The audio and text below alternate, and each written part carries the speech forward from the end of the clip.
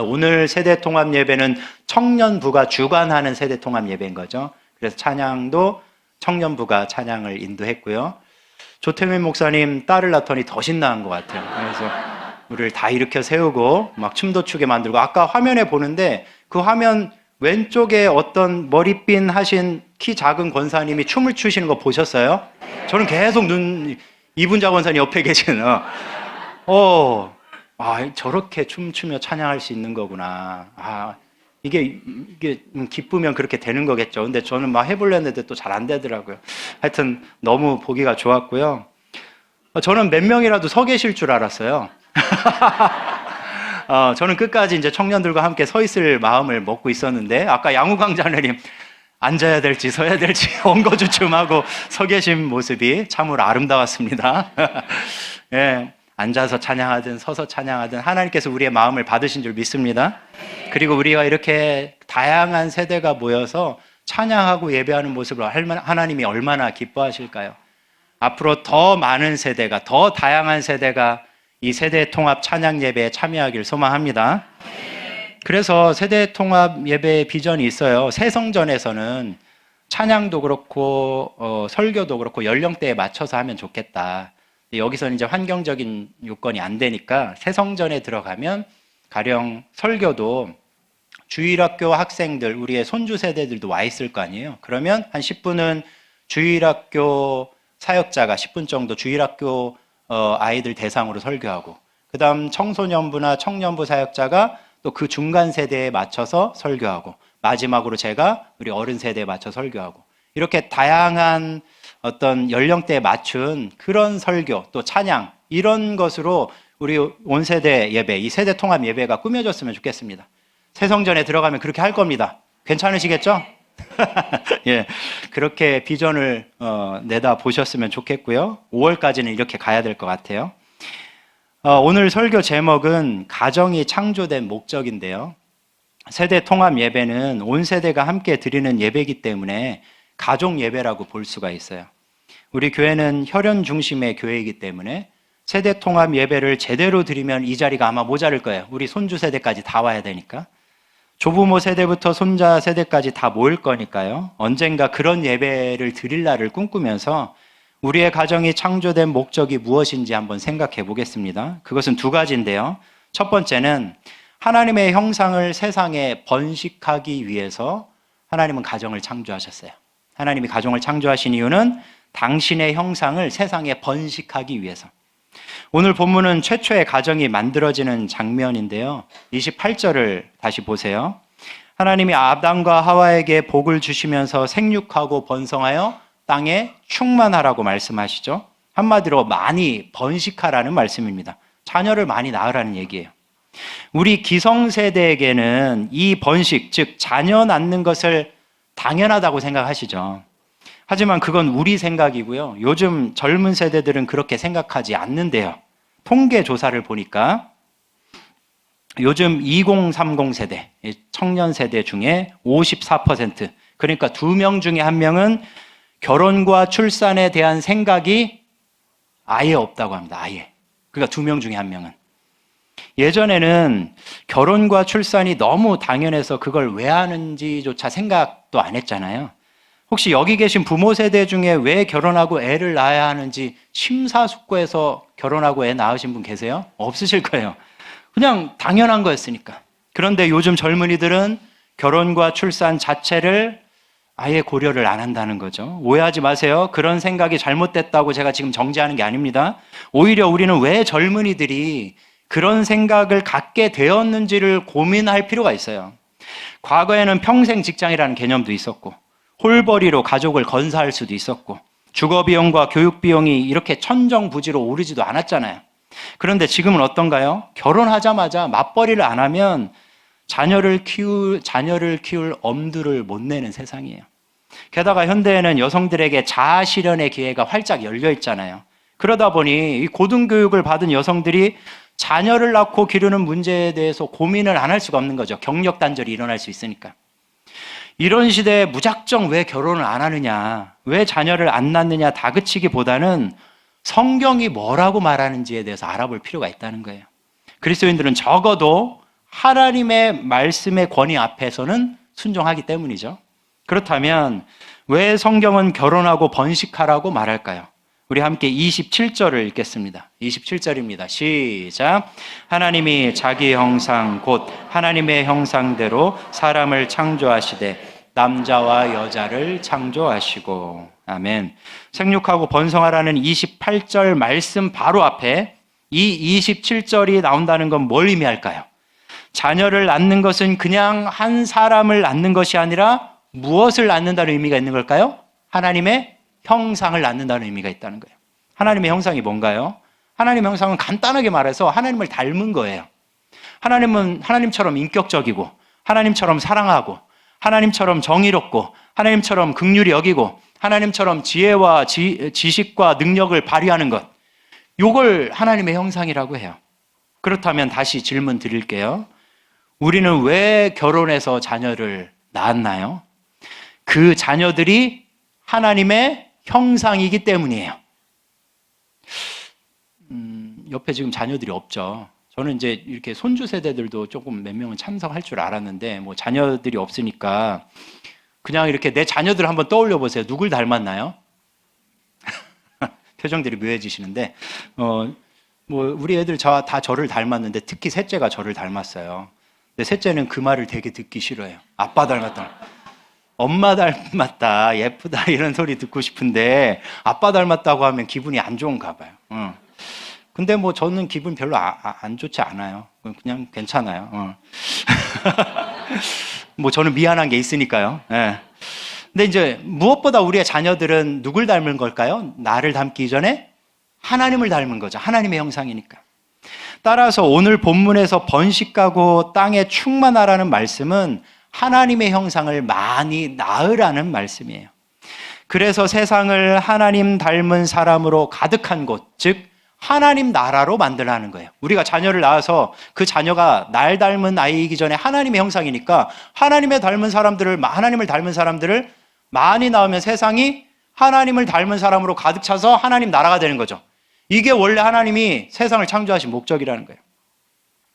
가정을 창조하신 목적이에요. 성도님들 어떠세요? 자녀들을 많이 낳으셨나요? 하나님의 형상들을 많이 낳으셨나요? 이 두 질문은 다릅니다. 자녀를 많이 낳았는 거와 하나님의 형상들을 많이 낳았는가는 다른 의미예요. 저는 아시다시피 자녀를 많이 낳았어요. 셋을 낳았잖아요. 하지만 하나님의 형상을 많이 낳았는가 하는 질문 앞에서는 조금 부끄럽습니다. 아시다시피 이제 저는 자녀가 셋이고요. 지금 고2, 중2, 초등학교 5학년, 딸, 아들, 딸이에요. 이제 요즘 애들 이제 그 나이는 잘 못 세겠어요. 헷갈려요, 점점. 그래서 뭐 그냥 학년으로 부르려고요. 근데 목사가 이제 좀 대책도 없이 애를 좀 낳았잖아요. 요즘 시대에. 사실 저는 공감을 하시나 봐요. 뭐 목사 대책이 있어요. 그냥 제가 하는 말이에요. 다 대책이 있어요. 예. 하나님이 대책이신데 하나님 믿고 낳은 거예요. 죽을 뻔했지만 진짜. 어쨌든 저는 둘까지만 낳으려고 했어요. 가난한 사역자로서 아이 둘만 해도 버거웠거든요.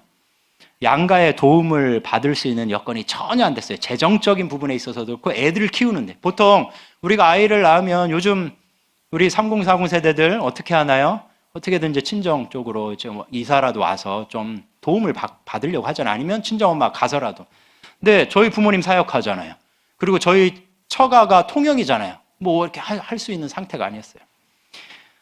우리 아이 셋은 처음부터 끝까지 제 아내가 다 키웠습니다. 그러니까 참 고생 많았죠.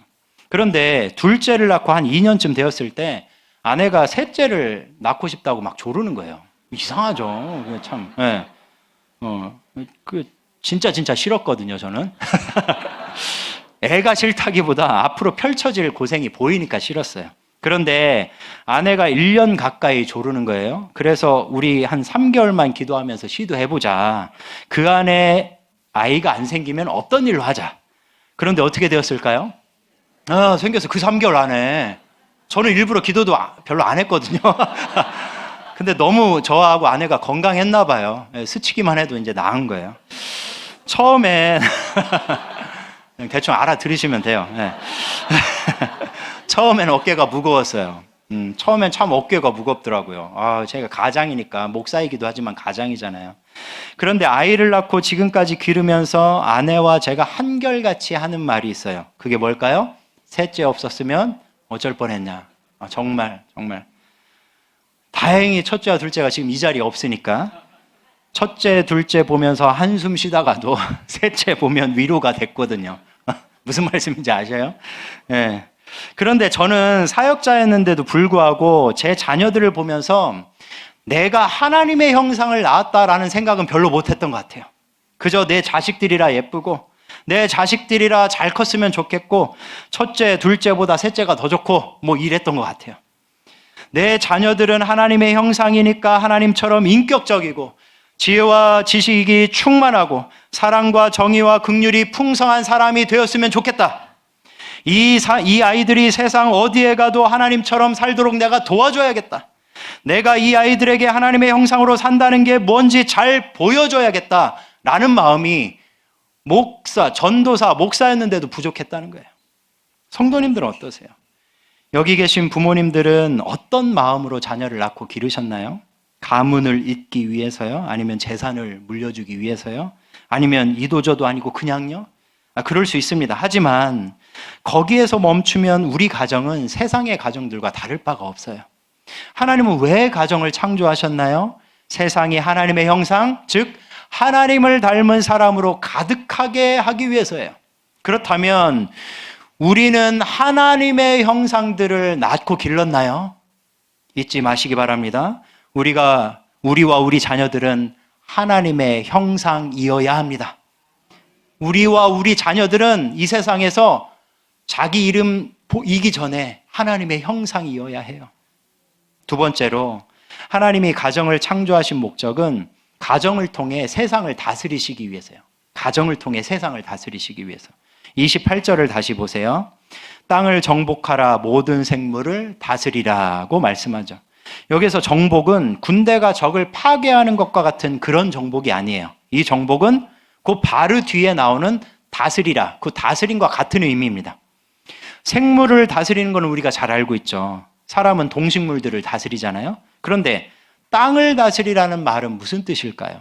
여기서 땅은 자연뿐만 아니라 사람이 땅 위에 만들어내는 모든 문화를 의미해요.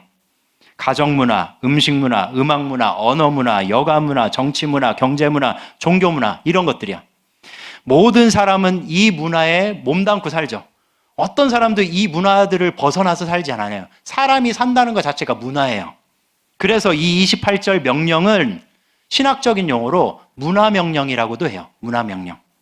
하나님은 아담과 하와의 가정에게 세상의 모든 문화를 다스리라고 명령하신 거예요. 바로 이것이 하나님이 가정을 창조하신 목적입니다.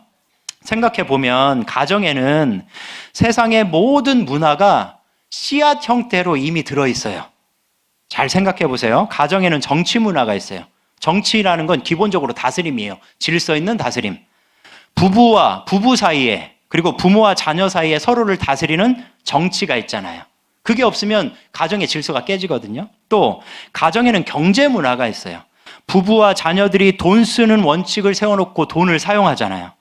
또 가정에는 음식 문화와 여가 문화가 있어요. 다양한 음식을 만들어 먹고 함께 쇼핑도 하고 운동도 하잖아요. 또 가정에는 언어 문화가 있어요. 부부와 부모 자녀 사이에는 항상 대화가 오고 가니까요. 또 가정에는 종교 문화가 있어요. 무슨 종교를 믿느냐에 따라서 그 가정의 종교의식이 달라져요. 보세요. 가정 안에 이미 세상의 문화가 씨앗 형태로, 기초적인 형태로 다 들어있어요. 세상 문화는 가정 문화의 확장일 뿐인 거예요. 가정 문화와 세상 문화가 다른 게 아니에요. 가정에서부터 시작돼서 그게 확장된 게 세상 문화예요. 따라서 각 가정들이 어떤 문화를 추구하느냐에 따라서 뭐도 달라질까요? 세상 문화도 달라지는 거죠. 세상 문화가 이미 가정 안에 다 씨앗 형태로 들어있으니까. 그렇다면 우리들의 가정 문화는 어떤가요? 우리 가정의 정치는 하나님의 질서를 따르는 정치인가요? 아니면 어느 한 명이 군림해서 억압하나요? 가부장적인 가정들. 지금은 많이 보이진 않지만 과거에는 거의 가부장적인 가정들이었잖아요. 한 명이 군림하는 가정. 아니면 개인주의에 빠져서 각자 자기 소견에 옳은 대로 하나요. 어떤 가정들 보면 식당에서 각자 핸드폰 보기 바쁘더라고요. 그냥 내가 원하는 대로. 분명한 것은 우리의 자녀들은 우리 가정의 정치를 보고 자란다는 거예요. 그리고 그렇게 아이들이 세상에 나가서 세상의 정치를 만든다는 거예요. 또 우리 가정 경제는 하나님 사랑과 이웃 사랑을 위해서 굴러가고 있나요? 아니면 허영심과 허세와 사치와 쾌락을 위해서 굴러가는 경제인가요? 분명한 것은 우리의 자녀들은 우리 가정의 경제를 보고 배우는 거예요. 우리 부모가 돈에 대해서 어떤 가치관을 가지고 있는지, 돈을 어떻게 쓰는지, 어떤 허영심과 허세가 있는지 다 알아요, 자녀들은. 그리고 그거 보고 배운 그대로 세상에 나가서 경제 문화를 만드는 거예요. 또 우리 가정의 언어는 서로를 존중하고 사랑하는 언어인가요? 아니면 자기중심적이고 비난하는 언어인가요? 분명한 것은 우리의 자녀들은 우리 가정의 언어를 보고 자란다는 것입니다. 그리고 그렇게 세상의 언어 문화를 만들어가요. 어떠세요? 이렇게 따지기 시작하면 끝이 없어요. 정말 가정이 사회의 기초고, 이건 세상에서도 하는 말이잖아요. 사회의 기초는 가정이다. 정말 가정이 사회의 기초고요. 가정이 세상을 만들어가는 거예요. 이렇게 하나님은 가정을 통해서 세상을 다스리세요. 이게 정말 중요한 원리이기 때문에 세상에서도 가정이 중요하다고 그렇게 외치는 거예요. 그래서 부부관계나 부모의 역할이 얼마나 중요한지 맨날 강조하는 거예요. 요즘 TV 프로그램 중에 금쪽 같은 내 새끼, 또 이혼 숙녀 캠프, 그다음 결혼 지옥, 아주 그 제목도 살벌해요. 결혼 지옥, 왜 결혼이 지옥이야? 어쨌든 그렇게 하는데, 그런 거 보신 적 있으세요? 저도 가끔 이혼 숙녀 캠프, 금쪽 같은 내 새끼 이렇게 TV를 돌리다가 볼 때가 있어요. 거기 보면 야, 세상에 이런 부부가 있구나. 세상에 이런 가정이 있구나. 어떻게 저렇게까지 됐을까 하는 그런 가정들이 나오는데, 물론 이게 방송용으로 좀 극단적인 가정들을 일부러 섭외를 하는 것 같아요. 그렇게 좀 자극하려고. 근데 우리가 그거 볼 때 뭘 느끼시나요? 이게 거울 효과라고 그래서 어쨌든 그 남편, 그 아내 혹은 그 자녀를 보면서 나의 모습을 보는 거죠. 아, 저 사람의 모습이 내 안에도 있어. 저 사람의 말투가, 저 사람의 행동이, 저 사람의 감정이 내 안에도 있어. 아, 내가 저랬을 수 있었겠구나. 내가 아내한테, 남편한테, 내가 자녀한테 이랬을 수 있겠구나. 내가 부모님한테 이렇게 했을 수 있겠구나. 거울 효과예요. 반면교사로 삼는 거죠. 그래서 제가 TV 보라고 말씀드리면 목사답지 않을 수 있지만 그런 건 좀 보셔도 좋을 것 같아요. 반면교사로 삼으시고 거기서 전문가들이 조언들을 하잖아요. 그것들을 내 것으로 삼으셔서 가정에서 적용해 보세요. 그럼 가정이 훨씬 더 화목해질 수 있죠. 중요한 것은 이런 프로그램들이 계속 나온다는 것은 세상도 가정이 중요하다는 걸 안다는 거예요. 이렇게 세상도 가정 문화의 중요성을 외치는데 하물며 우리 그리스도인의 가정일까요? 우리 그리스도인들이야말로 하나님이 가정을 통해 세상을 다스린다는 사실을 알고 믿는 사람들이잖아요. 그렇다면 더 늦기 전에 우리 가정 문화를 하나하나씩 하나님이 다스리는 문화로 만들어 가시길 간절히 소망합니다. 한번 돌이켜 보세요. 우리 가정의 정치, 경제, 언어, 종교 문화에서 하나님의 다스림이 잘 드러나지 않는 부분은 무엇인가요? 그래서 세상에 영향을 끼치지 못하는 부분은 무엇인가요? 언뜻 생각해도 한두 가지가 아니지 않나요? 언뜻 생각해도. 제 가정이 그랬어요. 저는 제 가정에 과연 하나님의 다스림이 드러나고 있느냐 따져보면 이런 설교하기가 민망할 정도로 부끄러운 기억들이 많아요. 저는 특히 우리 가정의 언어 문화에 악영향을 끼치던 사람이었어요. 과거에 비하면 지금은 진짜 아주 많이 나아졌어요. 제 아내는 가장 행복해야 할 신혼 초에 저의 비난과 부정적인 말투 때문에 정말 많이 힘들어했어요. 아내가 말만 하면 그건 이래서 저래서 안 되는 거야. 네가 그러니까 자꾸 내가 이렇게 따지는 거야. 난 원래 착한데 네가 나를 자꾸 나쁜 사람으로 만드는 거야. 이렇게 진짜 나쁜 남편이죠. 네. 아니 옛날에 그랬다고. 지금 아니고 옛날에 그랬다고. 옛날에. 네. 네. 그러니까 아내가 얼마나 힘들었을까. 신혼 초에 특히. 아내의 자존감이 점점 낮아져 갔어요. 제가 비난하니까 낮아져 갔어요. 그래서 나중에 이렇게 생각했대. 나 때문에 남편이 이러는구나. 난 왜 이것밖에 안 되지? 이렇게 생각을 했다는 거예요. 제가 그 말 듣고 정말 마음이 아팠어요. 너무 미안했어요. 그런데 정말 감사하게도 하나님이 저를 다스려 주셨어요. 그래서 결혼한 지 한 4년쯤 지났을 때, 3년 동안 시컷 싸웠으니까 이제 4년쯤 지났을 때, 내 말에 뭐가 문제가 있구나, 그때 깨달은 거예요. 그전엔 잘 몰랐어요. 내 말에 뭐가 문제가 있구나, 이 말투에 문제가 있구나. 그리고 이 말투를 고치기 위해서 노력했어요. 만약 제가 그 노력을 전문가의 도움을 받거나 어떤 방법론들을 가지고 했으면 변화가 훨씬 더 빨랐을 거예요. 연습을 정식으로 하니까. 뭐 책을 보기라도 했으면 됐는데, 이게 남자의 자존심인지 사역자의 자존심인지 남에게는 얘기를 못 하겠더라고요. 그래서 혼자 노력했는데 몇 년이 걸렸을까요? 7, 8년은 걸렸어요. 이게 수십 년 동안 쌓인 이 말투, 입에 붙은 이 말투 고치는 거 쉬운 거 아닙니다. 나도 모르게 그렇게 나오니까. 수십 년 동안 쌓인 거를 쉽게 고칠 수 없거든요.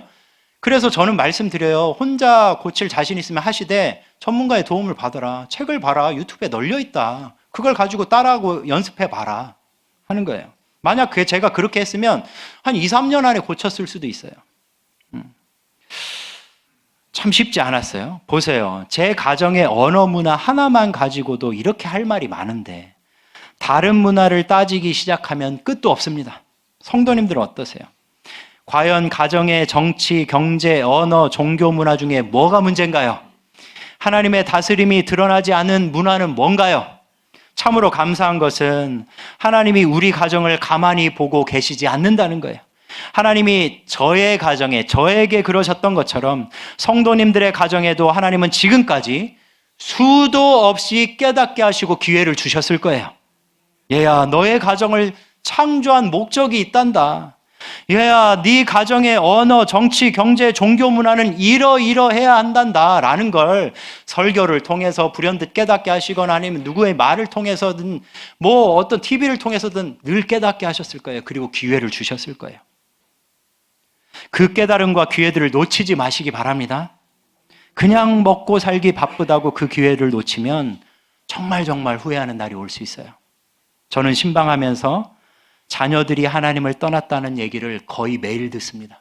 제가 일주일에 3, 4일을 신방하거든요. 그러면 매일 들어요, 그 얘기를. 여기 계신 부모님들 솔직히 생각해 보세요. 자녀들이 그렇게 된 것에 과연 우리 부모들의 책임은 없을까요? 그러니 우리 가정이 하나님의 다스림을 받도록 작은 것 하나라도 실천하시길 바랍니다. 작은 것 하나라도 실천할 때 그게 마중물이 되어서 번져가기 시작해요.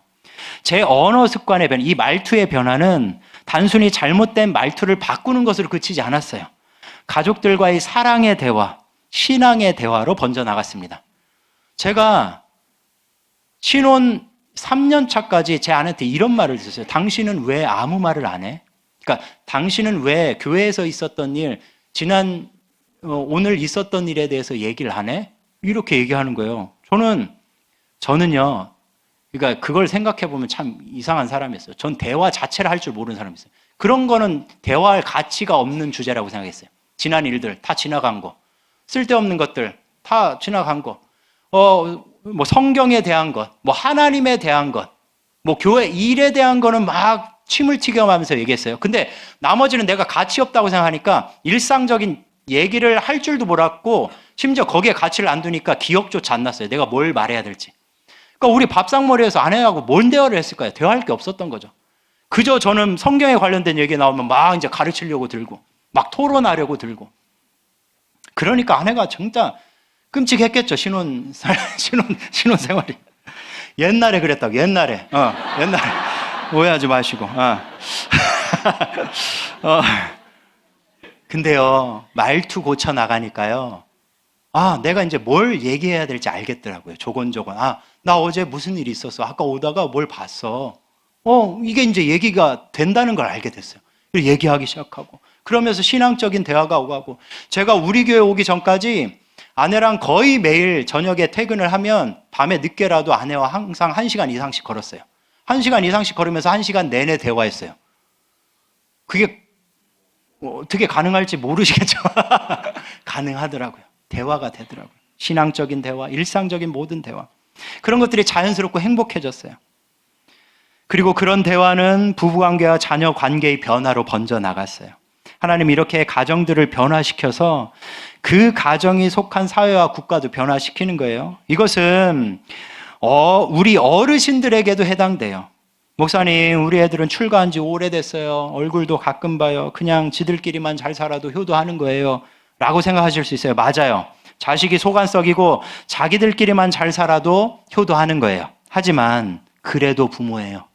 아무리 자녀들을 가끔 보더라도 그 자녀들을 향한 우리 부모들의 마음은 변함이 없잖아요. 그러니 마음을 다해서 기도하세요. 만약 내 품을 떠난 자녀가 아직 하나님의 형상으로 살고 있지 못한다면 하나님께 내 자녀를 만나달라고 눈물로 기도하세요. 그저 먹고 사는데 급급한 인생이 아니라 하나님을 닮은 인생을 살게 해달라고, 그런 나의 자녀의 가정 되게 해달라고 간절히 기도하세요. 그리고 자녀의 가정 문화를 위해서도 기도하세요. 가정의 정치, 경제, 언어, 종교 문화에 문제가 있다면 우리 다 파악하고 있을 거 아니에요. 문제가 있다면 하나님이 다스리는 가정의 문화가 되게 해달라고 간절히 기도하세요. 하나님은 부모의 간절한 눈물의 기도로 가정과 자녀를 변화시키는 줄 믿습니다.